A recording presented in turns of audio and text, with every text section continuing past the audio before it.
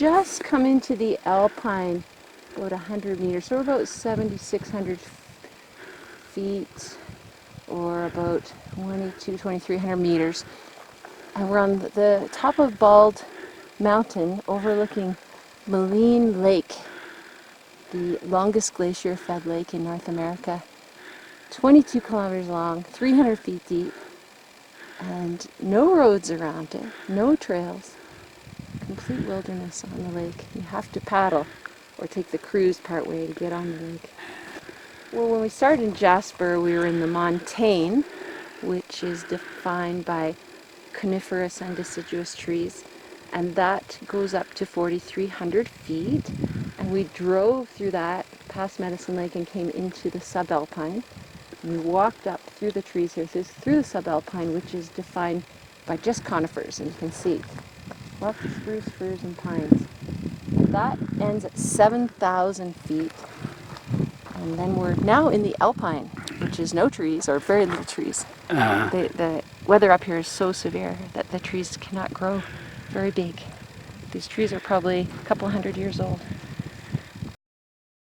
And what might we see up here, Terri, in terms of wildlife right up here? Oh, you never know. Maybe a caribou would appear from those far ridges if we were very, very lucky.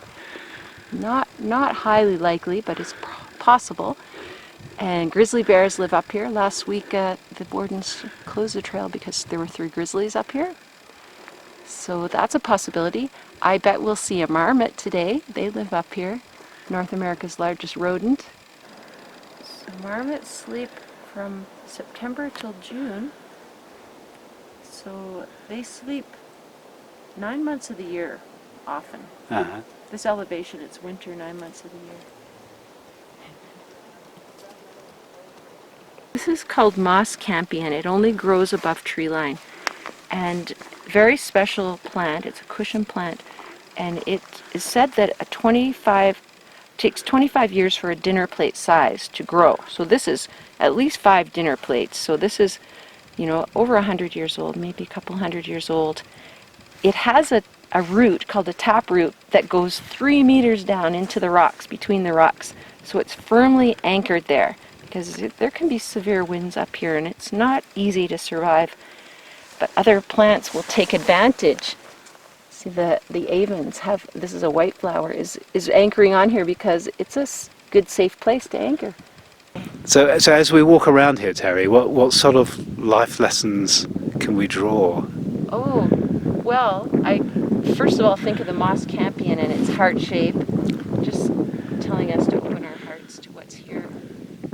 This is a hard place to make a living, but you can see lots of plants are making a living here. Like the cinquefoil right over here has these little hairlets to help retain moisture, so it's especially adapted to make a living here. And the moss campion and these flowers are adapted. So I think the life lesson is that hardship actually makes us stronger and we learn to adapt to it. So just talk a little bit about this program, Terri, that you'd like me to come on. Oh, I'd love for you to come on it, Simon. It is a 3-day hiking meditation retreat, and we're going to do some beautiful hikes like this one to just really connect with nature and interact with nature, because I believe that nature is always sending signs, and I'm sure in 3 days you'll get some wonderful signs from nature about your next steps. One of the things that will be most powerful is you'll experience a very pure space. And I mean, the nature there is very pure, and you'll get to connect with that purity, beautiful, pristine nature. But in doing that, you will connect with a pure space in yourself, that space in yourself that knows your next step, that space in yourself that has confidence that you can make your dreams and your life that you desire happen and step into that person. My role is to ask powerful questions and for you to start digging to find the answers and find out what it is you want to give to create that dream, and also to guide you to avoid some traps that you could fall into that would take you away from that path that you want to be on, and to help you to see your blind spots, because we do all have blind spots because of our histories. We see the world through our past, to help you to see the world in the present moment. You were saying something at the beginning of the program. You'd have a discussion about what? About the ground rules, like you said, I call it Design Alliance. It would be what will make everyone feel comfortable in that space to share what's really going on and be authentic. So confidentiality is the big piece of that. I'd make it really, really clear that that's important, that nothing went outside of our group.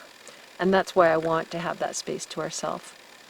And also anything else that they can think of that will make them feel safe to open up and be who they really are, and honest about what they're feeling and experiencing while they're there. So they'll come up with the ground rules too. Is there a journey? Can you envisage the journey that I might take with you on these 3 days? Can I envision the journey?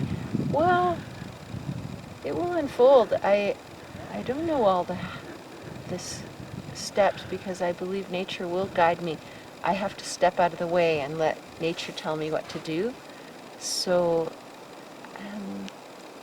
I don't know all the hows, and I'm comfortable with that.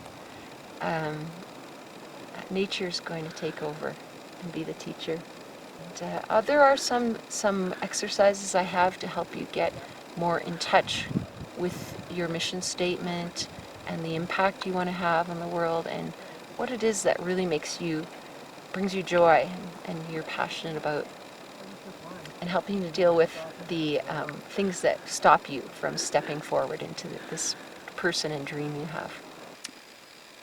Yeah, it's a small group, so I would imagine family type of dynamics will evolve, and you may get to relive your relationship with your brother or your sister, your mother.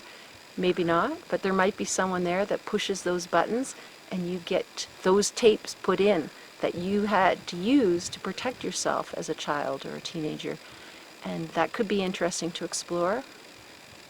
If those tapes get put in, that's a good thing, because you get to see it. I get to help you to see it, and you get to see what happens to you when those tapes kick in. Yeah, there's lots of time to yourself for self-reflection, and if you don't feel like being social, there's time to go off on your own. If you feel like being social, there's a small group to come back to, and I think that everyone will be there supporting each other and helping each other's growth. I know the kind of person that's attracted to this, and I feel that we'll work together to get to where we want to be and achieve the intentions we set at the beginning.